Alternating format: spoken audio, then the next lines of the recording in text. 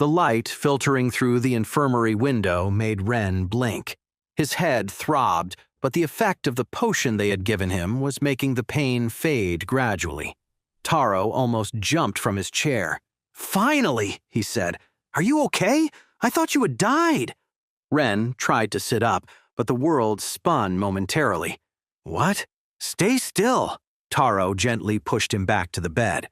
"The nurse said mana poisoning is no joke. What were you thinking?" Ren asked. "Why are you here? The classes? Did your brain melt? Wei isn't at school today, remember?" Taro resettled in his chair.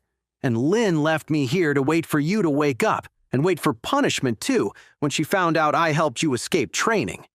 Ren asked, "Lin already knows?" "Oh, yes," Taro grimaced. "I confessed everything when she started threatening to triple my training and fail me in the battle unit. We were on our way when we saw you being carried out of the cave by the guards, but by then they were already bringing you to the infirmary." Ren closed his eyes, processing the information. "How angry is she?" Taro replied, "Let's say when you return to training, you'll wish you had died from poisoning." Ren muttered, "Fantastic. And speaking of that," Taro said, "what the hell happened down there? The guards seemed really shaken up." "It's complicated," Ren said. "Complicated?" Taro raised an eyebrow. "Ren, you were foaming at the mouth. Your veins were glowing brighter than your mushrooms. They carried you running to the infirmary." "I need a favor," Ren said. "Oh no." Taro crossed his arms. "You're not changing the subject that easily. It's important and urgent." Ren tried to sit up again, this time more slowly. "I need one of the processed crystals from my room for today's cultivation before Lin returns and I lose the whole day suffering." Taro looked at him as if he had grown a second head. "You're joking, right?" "No, I'm serious," Ren insisted. "You just woke up from mana poisoning," Taro exclaimed. "Exactly." Ren lowered his voice. "My body is more receptive now that the potion just finished its effect. It's the perfect moment." "The perfect moment to do what? Die?" Taro asked. "Don't be dramatic," Ren said. "Dramatic?" Taro stood up, his beetle briefly manifesting from agitation. "You almost died!" Ren hushed him, looking to one side. "The nurse will throw you out if you shout." Taro shot back. "Good! Maybe she should throw your brains out too, since you're clearly not using them." Ren pleaded. "Taro." "No!" His friend shook his head. "I'm not going to help you kill yourself. I've had enough with lying to Lin. Do you know how terrifying she is when she's angry?"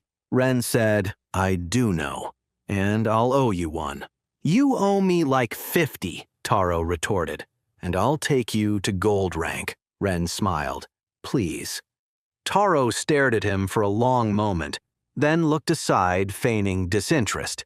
"I don't believe you, but fine. If you die, I get your stuff." "Deal," Ren agreed. "And what you have in the bank," Taro added. "Now you're abusing," Ren said. Taro sighed dramatically.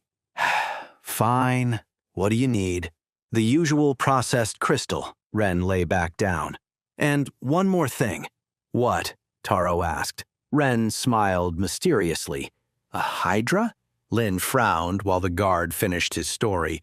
"Are you sure?" "Completely," the supervisor nodded.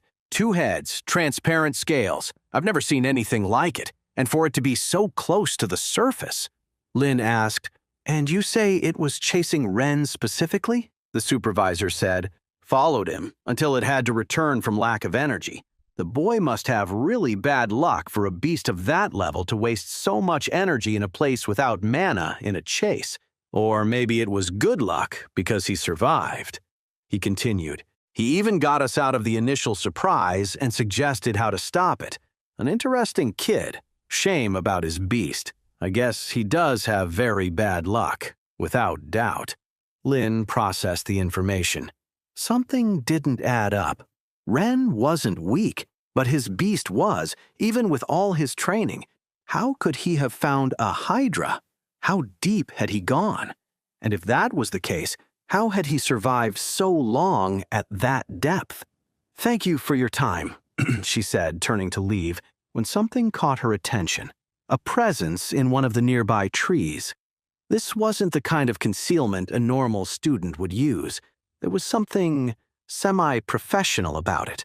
Lynn took off running to the guard's surprise. The presence vanished suddenly, as if it had never been there. Except Lynn knew that sensation. Her crane partially manifested its wings and slightly elongated her legs while following the trail, her beast's enhanced perception tracking the faintest disturbances in the air. A flash of movement to her right.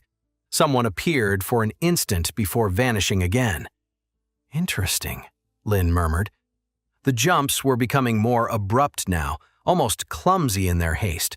Whoever it was, they were more concerned with speed than subtlety. Another flash, this time to her left. Lynn adjusted her course, her crane helping her maintain the pace while analyzing the pattern of movements. "Why the rush?" she whispered while following the flashes of movement, her experienced eyes noting how each jump seemed to cost the fleeing figure more effort than the last.